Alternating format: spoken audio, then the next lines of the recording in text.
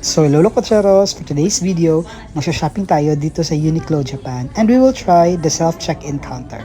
Ayan, so again, all tax-free pa din. And ito na yung itsura ng self-counter machine dito sa Uniqlo, Japan. So, first step, gi-click mo lang yung start button.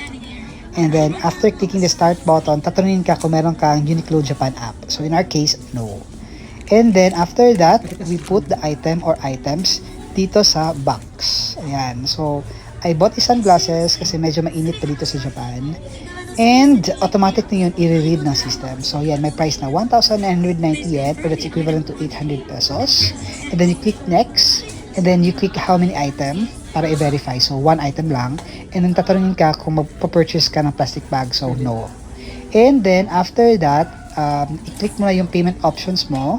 So in our case, we opt to use the credit card.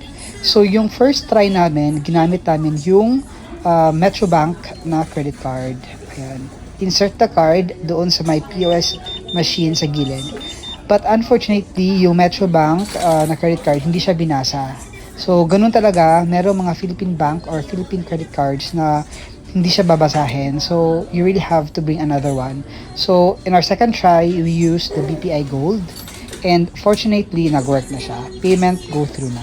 So, ganyan ka-efficient and ganyan ka-very easy lang mag-self-checkout dito sa Uniqlo, Japan. So, you don't need to fall in line ng mahaba just to pay. Ayan. So, payment accepted na siya and nagpa-processing lang siya. After that, since payment confirmed na, you get your receipt and then you click done. And then, voila, done ka na. You can get your item and you can go out na sa store. So, ganyan ka, very easy lang and very efficient mag-shopping dito sa Uniqlo, Japan. And ito yung itsura ng mga self-checkout machines nila na pwede nyo itry. Thank you guys, yun lang.